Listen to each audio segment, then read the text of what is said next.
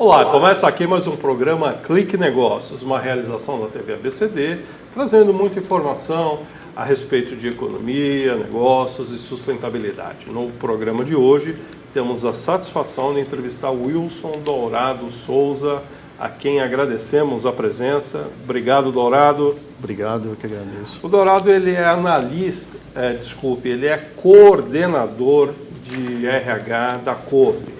A Coop, que é a maior cooperativa da América Latina. E por isso, o desafio dele seguramente não é pequeno. Para ajudar a abraçar esse desafio e tentar dissecar um pouco o trabalho do Dourado, conosco o jornalista Eduardo Borga. Olá, Nelson. Olá, Wilson. Prazer tê-lo aqui mais uma vez. E também quem pode participar do programa é o nosso telenauta, que ele pode mandar a sua pergunta pelo Linha ao Vivo. Certamente teremos um grande prazer em retransmiti-la para o nosso entrevistado aqui. A pergunta é simples. Como motivar uma equipe numa empresa tão grande? Isso realmente é uma pergunta um pouco difícil, né? Porque quando se fala em motivar pessoas, você está falando de pessoas, né? E pessoas são diferentes, né? Não é apertar botão, né? Não, exatamente. Não existe uma fórmula, uma receita mágica para você trabalhar. O que a gente costuma fazer é olhar, claro, você tem momentos em que você olha para a equipe como um todo, mas o importante é você identificar dentro de cada indivíduo da equipe o que motiva essa pessoa. Porque a motivação já está mais do que comprovado, né, entre os especialistas, que a motivação é algo interno. A pessoa tem motivos para determinada ação, né? Motivo para essa ação.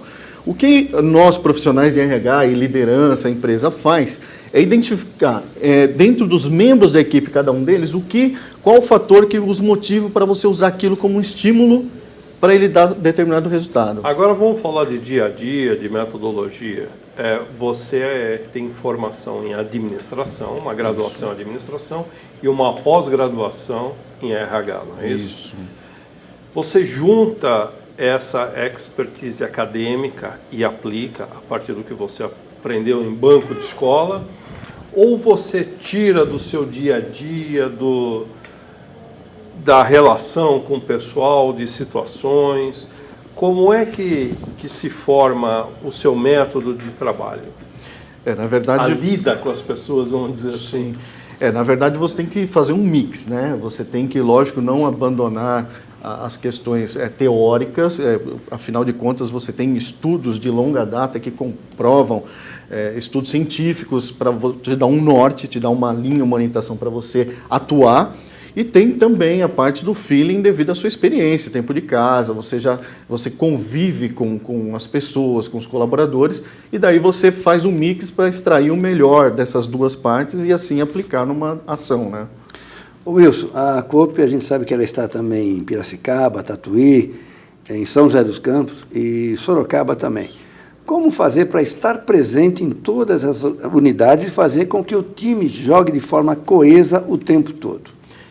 Essa é uma dificuldade do varejo, né? Uma dificuldade de uma rede supermercadista, porque se você tem uma empresa, indústria química, metalúrgica, enfim, onde você tem uma planta centralizada em um determinado local, quando você faz uma melhoria, por exemplo, num refeitório, numa área de lazer, enfim, você consegue atingir todo mundo de uma vez só.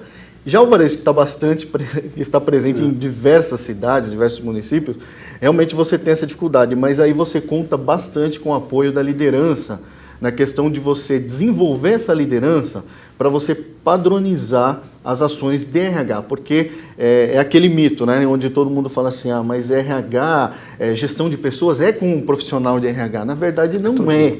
O profissional de RH ele é um suporte à liderança. Quem faz gestão de pessoa é o líder, que é o que está presente ali no dia a dia, do lado a lado com a pessoa. Tanto que nós temos na nossa hierarquia, pegando loja, por exemplo, nós temos o líder de loja, nós temos o encarregado de loja, o gerente geral de unidade. Ou seja, aquele que está no primeiro nível, que é o líder, ele tem quantas pessoas? Ele tem 5 pessoas na equipe, ele tem 4, ele tem 10 pessoas, e ele fica muito mais fácil de controlar isso. E evidentemente, você sabe como cada pessoa é, se uma pessoa chega triste, você já... Isso é gestão de pessoas, né? Você já percebe enquanto líder o que está incomodando ela, porque afinal de contas a produtividade dele não vai ser a mesma naquele dia em que ele estiver triste. E é o líder que te reporta isso. O líder reporta. A partir do momento que eles têm algum problema que precisa de um embasamento mais técnico, uma metodologia, uma ferramenta, aí nós entramos de apoio, com o apoio da liderança. Ô Wilson, qual o perfil do teu público interno? Ele é mais jovem, é mesclado, você tem mais sêniores, mais jovens? E outra coisa, o jovem hoje ele está muito disposto, ele tem iniciativa para se tornar um líder ou não? Existe ainda uma relutância? Existe uma rebeldia ainda que impede que ele assuma mais, em idade mais tenra, uma postura de líder? Nosso público, nós estamos recebendo muitos jovens na porta de entrada, que é recrutamento e seleção da cooperativa, né? Temos aí a geração Y que está ingressando a partir de estágios, a partir de programa de menor aprendiz. Em cargos de liderança, nós ainda temos pouco esse número ainda, né, de jovens num nível de liderança. A maioria que você encontra ainda é a geração X predominante, e diretoria, você tem os boomers, né, nessa questão. Agora, realmente, o pessoal mais jovem, ele tem a predisposição de abraçar cargos cada vez mais audaciosos, ambiciosos, eles querem isso. Porém, a dificuldade é o como chegar lá, o como fazer isso, né? E é onde a gente tem que trabalhar na estruturação disso, porque eles querem ascensão rápida, né? Então, eles almejam a liderança, eles almejam ganhar mais, eles almejam melhores benefícios, eles almejam tudo isso, mas, às vezes, eles têm dificuldade o passo a passo, as etapas para chegar lá, como que é a cultura da empresa, como que é o clima, como é que eu faço para reunir isso, talvez até ter um pouquinho mais de paciência para trilhar essa carreira dentro da empresa, né? E é difícil conter essa ansiedade? Muito difícil, e você conta com profissionais de outras gerações para ajudar a conter essa ansiedade. E é onde você tem também o conflito de gerações, né, dentro da empresa, e aí, claro, você tem métodos, meios para administrar esse conflito de maneira saudável, porque tem que existir o conflito, porque aí senão não existe discussão de ideias, não existe produção de ideias, né? Você acha que essa associação de sêniores com mais jovens é um caminho para poder segurar os talentos dentro da empresa, no caso da Coop? Sim, os profissionais mais sêniores, sem dúvida, eles têm uma posição de professores dessa nova geração. Eles são os tutores, os mentores desses novos profissionais que vão trabalhar esses jovens para acompanhá-los e dar a direção. Como é que é essa questão, já que você lida bastante com geração Y também e todas as empresas de uma maneira geral, como é que é essa questão do fone de ouvido, do celular o tempo todo? Vocês liberam, proíbem, a coisa vai levando? Como é que funciona isso no dia a dia? Em algumas situações, assim, escritório, administrativas, ainda você percebe o pessoal usando, né, um WhatsApp, alguma coisa assim no smartphone, e assim vai, é um pouco difícil de você conter mesmo. No ambiente de loja, quando você trabalha com um atendimento direto ao cooperado, ao cliente, aí já fica um pouco mais complicado. Aí você é focado no cliente o tempo todo. Sim, porque nosso cliente, o público da Coop, ainda é um público muito conservador, né? É um público assim, de mais idade, que você tem que dar essa atenção para eles, né? Essa conversa de muita proximidade. Então, com muita conversa, eles entendem e acabam... O pessoal recebe bem, acaba absorvendo essa disciplina, digamos assim? Sim, recebe. Apesar que pode relutar um pouquinho no início, porque são muito questionadores, né? São muito questionadores. Mas, enfim, você... esclarecendo de forma direta, objetiva, verdadeira, eles acabam entendendo o porquê, no que isso impacta, afeta no dia a dia do trabalho, né? É claro que é a partir do conflito que a gente acaba crescendo e as organizações acabam crescendo também, porque você chega num ponto em que as coisas devem ser discutidas claramente, né? De certa forma, o que você tem notado em geração a essa chegada desses novos profissionais no mercado,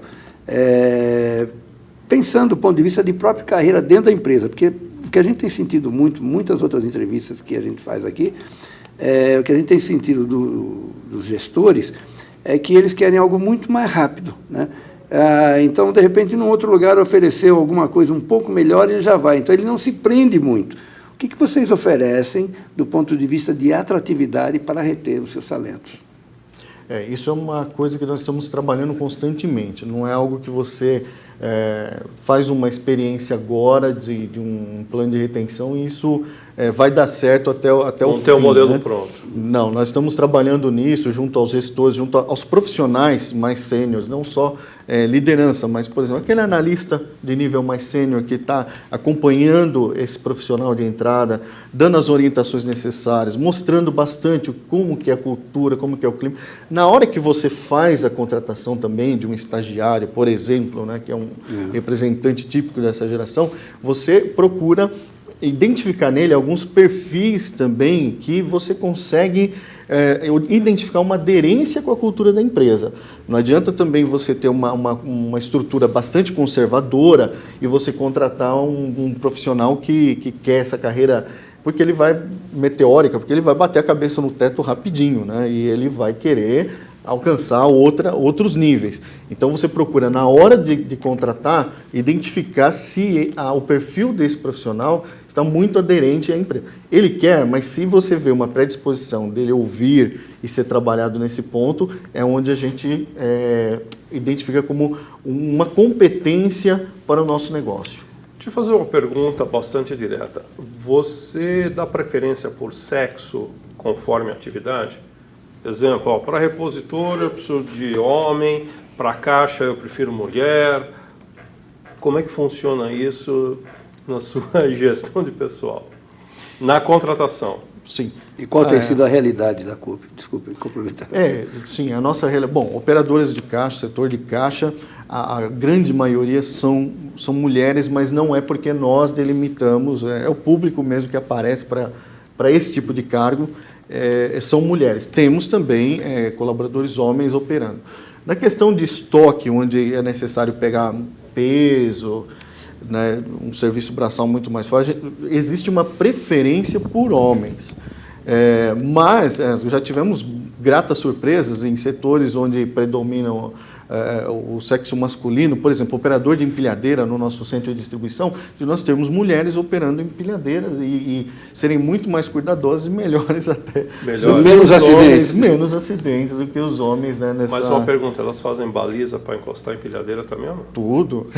Muito bem. Agora, no dia a dia, Dourado, o trato com o homem e com a mulher é diferente? Não, a gente até faz, nós trabalhamos a pesquisa de clima para identificar possível distorção nesse sentido, porque o padrão da nossa cultura é assim, você trata o ser humano, você trata a pessoa e o profissional. Independentemente de sexo ou de preferência sexual, né? Exatamente, de credo, raça, e inclusive são pontuações boas que nós adquirimos em nossa pesquisa com relação a isso, a esse item específico, né? O que tem apontado as pesquisas de clima para vocês? Assim, você trabalha já há um bom tempo na área de RH. Né? Os indicadores que você tem hoje à disposição ajudam mais ou menos em relação ao que você tinha, por exemplo, 10 anos atrás? Ou não sei quanto tempo você começou sua carreira nessa área? Não, estou há 15 anos. Na área de RH. Né? Passei por outras áreas antes, mas em RH. É mais fácil ser RH hoje? Eu acredito que tem mais desafios hoje, tem mais desafios. É como a gente estava até conversando um pouco antes do programa começar, que você tinha muita visão do DP, né? Sim. Antes, né? Aquela folha de pagamento, quadrado, muita legislação. Hoje não, exatamente. Hoje você tem que sair... As relações se humanizaram mais. Exatamente, e você tem que entender o RH, tem que entender muito mais do negócio da empresa, porque o gerente que está lá na loja é o seu cliente interno, o líder, o colaborador, e eles não esperam somente do RH tirar uma dúvida sobre legislação, sobre folha. Não, eles querem sobre carreira, sobre remuneração, sobre futuro, sobre o cenário. Eles estão muito mais informados. E, consequentemente, o RH tem que suprir essa necessidade. Né? Então, tem que caminhar junto e tem que dar um passo à frente para sanar essa necessidade, né, desses profissionais. O RH ele é estratégico do ponto de vista de negócio. Então, certamente, o relacionamento ele tem que ser diagonal também nas relações internas, você tem que ter horizontal e diagonal também com outros patamares de mando dentro da empresa. O RH hoje, o foco maior é desenvolvimento. É desenvolvimento de pessoas. Hoje esse é o maior foco do RH. É preparar profissionais para a perpetuação do negócio, continuidade do negócio, melhoria, trazendo melhores resultados, trazendo inovação, com um nível de comprometimento que já foi comentado aqui, né, que as pessoas hoje reclamam um pouco de comprometimento, principalmente da nova geração que não tem nenhum comprometimento. O salário não segura ninguém. Não segura, e já foi mais do que falado em palestras, né? Profissionais como Max Gehringer falando que as pessoas se demitem dos seus chefes, né? E não da organização, e isso é verdade, né? Porque o representante da empresa é aquele líder que está mais próximo, ele está representando a empresa ali, diante daquele profissional. Então, os desafios são... Houve um tempo que também tinha essa imagem de que o profissional do antigo departamento pessoal, não havia muita transparência, porque ele tinha números importantes da empresa também, né? Isso não passava. A transparência é fundamental para um gestor de RH hoje, na sua experiência, o que você tem sentido? Não só para o gestor de RH, mas para qualquer nível hierárquico da empresa. A nossa pesquisa de clima organizacional, ela utiliza a metodologia do GPTW, né, que é o Great Place to Work, que faz a lista das 130 melhores empresas para se trabalhar no Brasil, mais outras listas em outros países, né, no mundo. E um fator que eles identificam como sendo primordial para essa relação é o nível de confiança que existe na empresa. Então, se não existir esse nível de confiança, de transparência, você acaba perdendo o profissional, você acaba perdendo o respeito desse profissional. Independentemente da notícia que você vai dar, pode não ser boas notícias, mas o como você vai dar essa notícia. Vamos pensar em algo bastante drástico, tipo uma demissão. Uma demissão, às vezes acontece a demissão, mas o como você vai demitir esse profissional? É com respeito? É falando a verdade para ele? É não enganando dos motivos? Da mesma forma, olha, eu preciso de um maior engajamento e dizendo os motivos. A pessoa, com certeza, ela vai se sentir muito mais comprometida, porque, afinal, é um profissional, muitas vezes é um pai de família, mãe de família, não é uma criança que você conta uma história e ele vai acreditar, né, naquela história que você contou. Vocês têm alguma política de recolocação, de ajudar essa pessoa a se recolocar no mercado? Nós tivemos casos já de fazer nível de liderança ao outplacement, e temos também as agências que a gente passa currículos para a agência a recolocar esses profissionais, nos ajuda a recolocar. E também, depois de um certo tempo, a gente recontrata alguns profissionais também. Nós precisamos falar também de outras ferramentas e mais um assuntozinho no segundo e último bloco. Vamos chamar o intervalo que nós voltamos já já.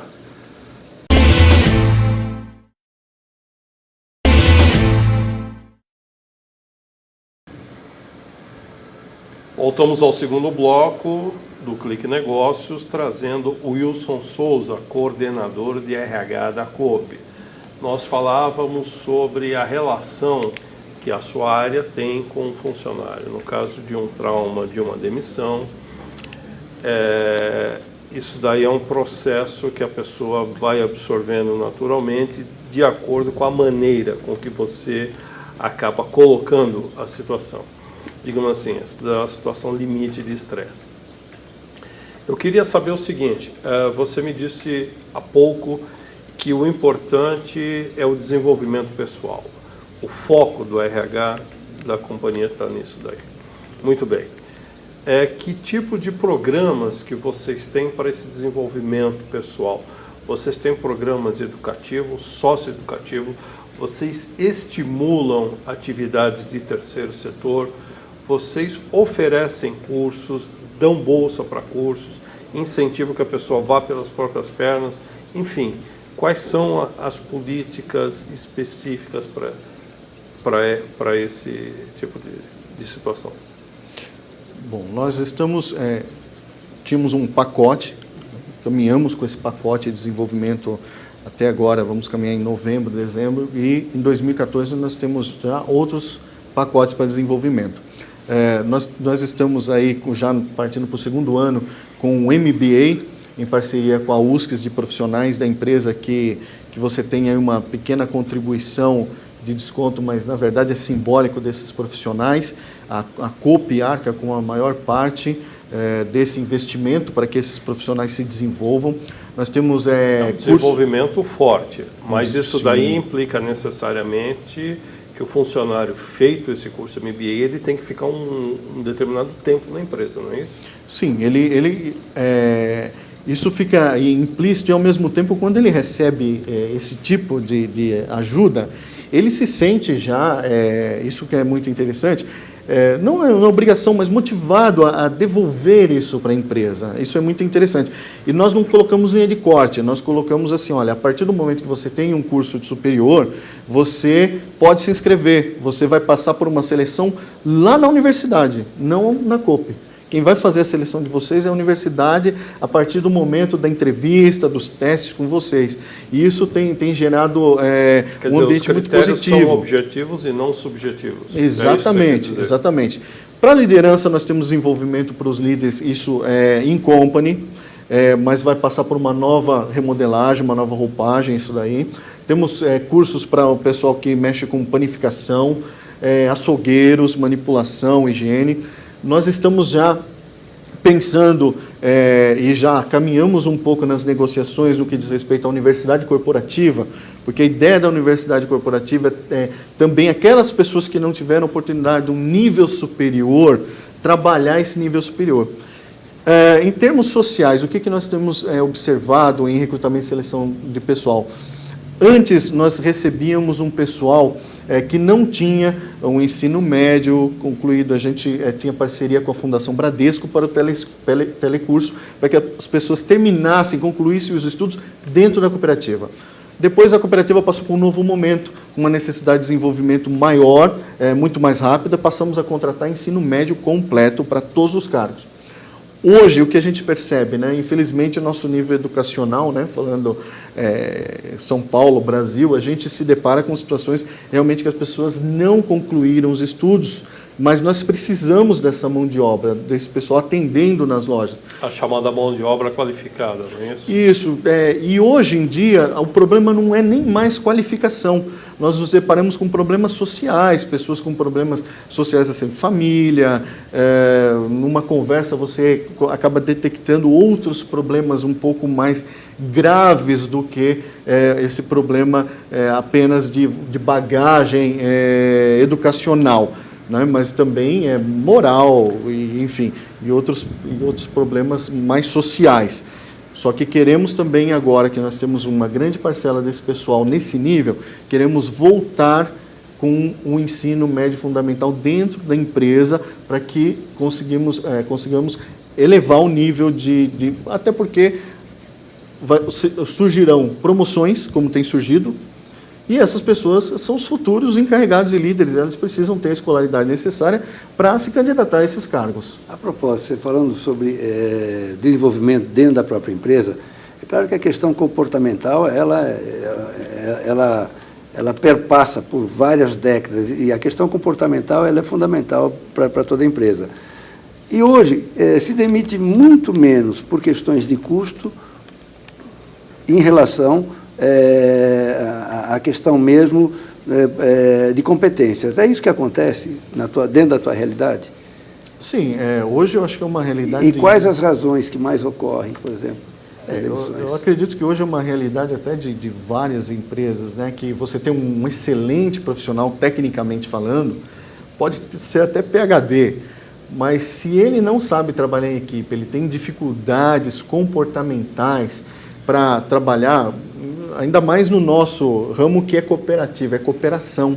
Você tem que cooperar com o seu colega de trabalho, você tem que cooperar. Já está na gênese da empresa. Já está, já está. Cooperar junto, cooperar. Exatamente. É lógico, você tem aqueles momentos em que, né, é igual um time de futebol, você vai ter que o atacante vá um pouco na frente para marcar o gol, fazer a pontuação. Mas, no contexto geral, ele tem que trabalhar em equipe, ele tem que estar isso está claro para ele que aquele gol não é só uma comemoração dele, mas sim um trabalho conjunto que começou lá de trás, desde do goleiro da equipe dele até montar o gol. E realmente, hoje muitas pessoas estão perdendo grandes oportunidades ou até mesmo não estão conseguindo se firmar na posição que estão hoje em função, infelizmente, de relacionamentos, né?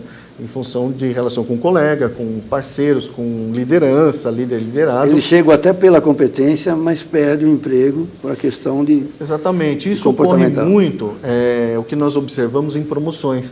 Às vezes você tem um ótimo técnico na equipe em que você precisa, o líder saiu por algum motivo, e aí você precisa pegar alguém dessa equipe para promover.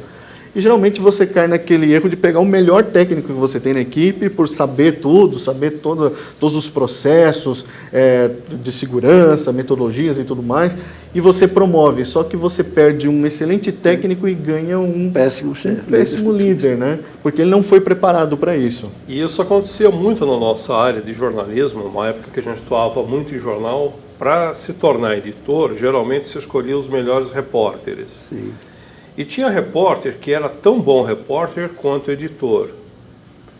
Não era a regra, era a exceção. A regra era, quando você fazia esse processo, você perdia o seu melhor repórter, o seu linha de frente e pegava um editor muito mais ou menos. Então o jornal acabava perdendo.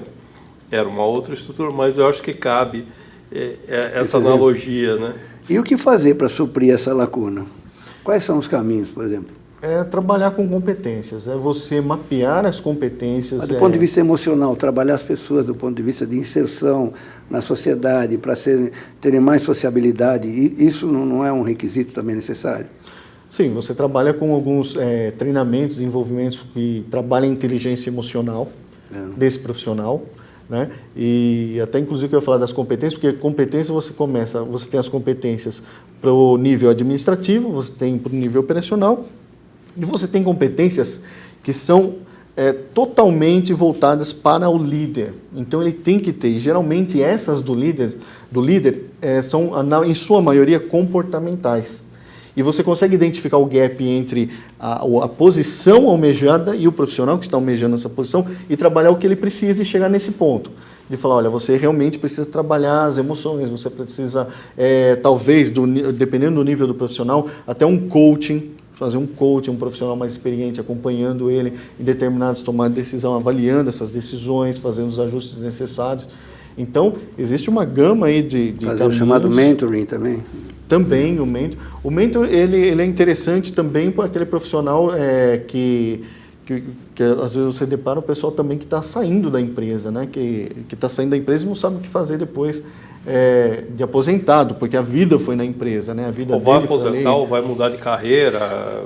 O mentor ajuda muito nisso, né? Talvez, olha, você vai mudar de carreira, você vai se aposentar, mas você pode abrir os horizontes, fazer outras coisas, fazer aquilo que você sempre sonhou em fazer, mas em função do trabalho, a carga horária é muito puxada, né? Principalmente de executivo, agora você vai ter tempo para se dedicar a esse hobby, essas coisas que você... Algumas empresas adotam, assim, programas sociais para que os seus funcionários possam se inserir, né? Para terem um olhar diversificado também, além daquele do ambiente de trabalho. Vocês já fazem isso também ou ainda não? Nós temos... Estimular os funcionários para trabalhos sociais. Nós temos alguns, mas não que participam todos os colaboradores da empresa.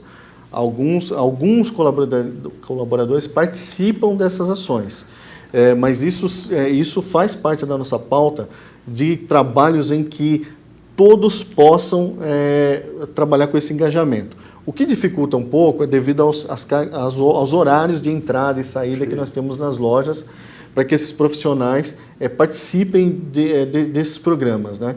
Mas esse engajamento desses profissionais nesses trabalhos, a gente ainda tem discutido bastante nesse sentido. Alguns trabalhos a gente faz voluntário, por exemplo, a Festa da Criança, que é para colaboradores, filhos de colaboradores da Coop, que acabam levando vizinhos, amigos, enfim, são os próprios colaboradores que são os voluntários e trabalham lá na festa, né? Das crianças com monitores, entregando brinquedos. Vocês incentivam esse voluntariado? Sim, incentivamos. Nós disseminamos, né, a filosofia cooperativista, né, o interesse pela comunidade. e esse interesse pela comunidade engloba as ações sociais. A gente tem muita parte de comunicação voltada para o meio ambiente, sustentabilidade, em que o colaborador participa de jogos dentro da empresa, respondendo perguntas e respostas a respeito dessa filosofia, né, para reforçar esse trabalho junto aos colaboradores. A gente está falando da COP, que é a maior cooperativa da América Latina, nós estamos falando de pessoal, você que é coordenador dessa área toda, várias unidades. Nós estamos falando em quantas vidas, com quantos colaboradores você trabalha hoje? Bom, nós estamos com quase 6.000 colaboradores diretos. E aí quando você fala em vidas, né? Em vidas, uma média de uma família, 3 membros na família, 3 vezes 6, 18 mil vidas que nós temos aí, fora os promotores, os indiretos, né, os nossos parceiros, que são os terceiros que prestam serviço na COP. Então, daí quase umas 30 mil vidas, né, envolvidas. É como você estivesse fazendo uma gestão de uma pequena cidade. Exatamente. É muita gente e muita complexidade nesse processo todo, não é isso? Exatamente. E você não deve pensar só no colaborador, esse é outro desafio, porque você tem que pensar no colaborador e na família desse colaborador, que são todas essas vidas envolvidas, porque você mexeu com uma família, você mexeu com vidas, com sonhos, enfim. A propósito, do ponto de vista de inclusão, como se manifesta a partir do teu departamento a COP? Pessoas, é claro que a legislação obriga também, de certa forma, que você acabe contratando pessoas que tenham uma certa dificuldade, mas as ações podem ir além daquilo que a legislação te obriga. Como tem sido a relação de vocês em relação a essa temática? Bom, por exemplo, pegando aí como gancho contratação de PCDs, né? Temos algumas experiências muito boas, tanto no escritório como na loja, em questão de atendimentos, né? Nós contratamos, né, deficientes visuais, auditivos, né? Pessoas com problemas que são caracterizados como mentais leves, que atendem o cooperado na loja, que abastecem gôndolas, né, as prateleiras nas unidades, e nós notamos um grande comprometimento desse pessoal com relação à empresa, com relação ao trabalho, e aproveitam muito. Qual que é a nossa dificuldade? É contratar esses profissionais no mercado, porque todas as empresas querem, né? Então, a COP não concorre somente com outras redes supermercados. Tem vagas abertas. Nós temos. É muito complicado para você preencher uma cota hoje, né? Isso. E como acontece no clima, de certa forma, de toda a empresa, a partir dessa inclusão? As pessoas se relacionam com essas pessoas que estão indo por cota lá. Como é que você tem sentido? Nós tivemos uma experiência muito boa quando nós começamos a receber, um pouco antes de receber, por exemplo, deficientes auditivos, nós tivemos cursos dentro da empresa, preparando as pessoas, principalmente a liderança, com curso de Libras, para se comunicar com essas pessoas. E nós vimos que as pessoas receberam de uma forma tão positiva, exatamente, que até hoje eles cobram um avanço, né, de Libras, outros níveis, né, de conversação de Libras, e eles se sentiram, até os profissionais que estavam recebendo esses outros como professores, né, do dia a dia, acabaram aprendendo também muita coisa com eles, né, inclusive coisas que eles aprenderam no curso. Nós temos uma área social dentro da empresa que trabalha com esse pessoal, e não só com esses profissionais, mas trabalham com a família desses profissionais e trabalham com a liderança, e você gera uma integração muito grande. É a questão de cidadania, né, que você acaba provocando dentro do... Podemos chamar isso daí de uma consciência sociocorporativa?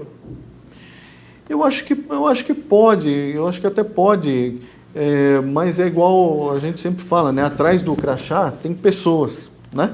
E tanto o aprendiz, como o estagiário, como o gerente, como o auxiliar, o PCD, são pessoas.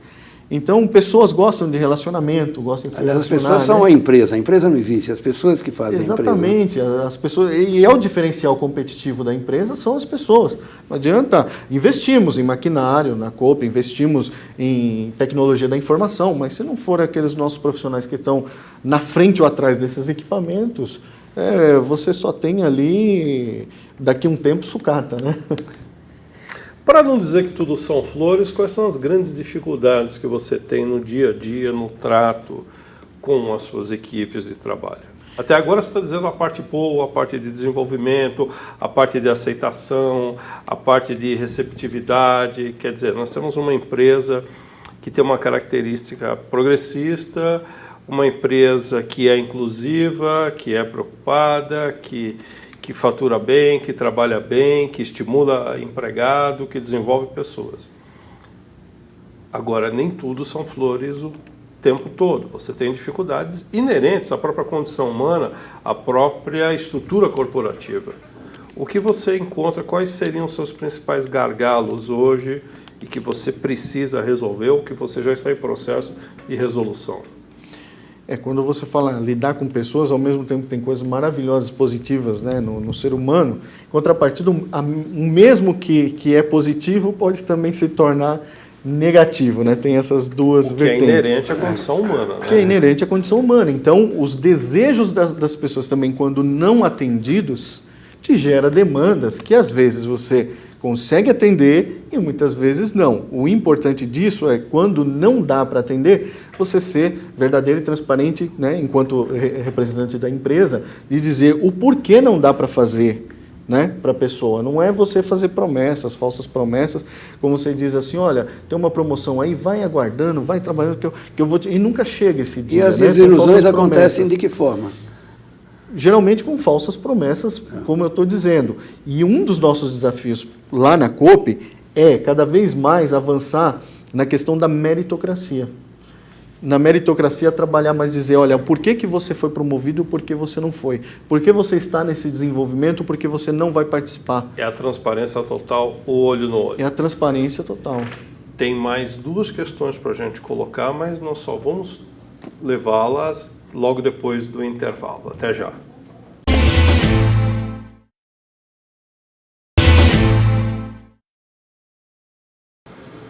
Voltamos agora ao terceiro e último bloco do Clique Negócios, trazendo o Wilson Dourado Souza, que é coordenador de RH da Coop. Uma questão que ficou para ser respondida e a gente deixou propositalmente para o final. Nós falamos que a Coop é uma empresa que atua no desenvolvimento de pessoas, que ela tem políticas inclusivas, que ela aposta no relacionamento, que ela tem transparência, que ela tem políticas de sustentabilidade também. Agora existe uma situação nova na sociedade toda e não poderia passar incólume a Coop também, que é a questão do assédio sexual, do assédio moral. Até tempos atrás, as pessoas se pegavam livremente nas empresas, ou não tão livremente assim, mas era mais ou menos comum esse tipo de coisa acontecer. Do mesmo jeito que patrão sacaneava empregado, um tentava puxar tapete do outro, ou seja, era uma outra época onde existia menos transparência, menos preocupação nas relações sociais e profissionais. Hoje em dia, com essa questão da tipificação criminal, inclusive de assédio sexual, de assédio moral, como é que uma área de RH de uma corporação tão grande lida com isso, Dourado? Olha, esses problemas, na verdade, que a gente fala um pouco no passado, na verdade ainda existem. Na verdade ainda estão aí nas empresas e não raras as vezes... Podemos dizer que eles melhoraram, mas não se extinguiram. Não se extinguiram. Não são raras as vezes que você vê matérias em jornais de empresas que sofreram multas, estão em processos, principalmente hoje com relação ao assédio moral, principalmente, que esse tem crescido assustadoramente, né, na questão líder e liderado. O que a gente procura trabalhar nesse sentido, né? Nós temos um código de ética na cooperativa, que esse código de ética é validado por todos os níveis da empresa, onde lá tem as normas, as regras, e o líder tem que absorver isso. Por quê? Porque às vezes num trato diário, no feedback com o colaborador, isso às vezes pode ser perdido. Então, na maneira com que você se retrata, você conversa com o profissional, tem que ser de profissional para profissional e não muitas vezes afetar o pessoal do indivíduo, né? Em síntese, a ética acima de tudo. Acima de tudo. Ok, agradecemos bastante a presença de Wilson Dourado Souza, coordenador de RH da Coop, e do jornalista Eduardo Borga, que esteve com a gente esse tempo todo, abrilhantando a discussão e colocando questões extremamente pertinentes. Obrigado a todos, obrigado a você, telenauta, e continue com a TV ABCD. Obrigado.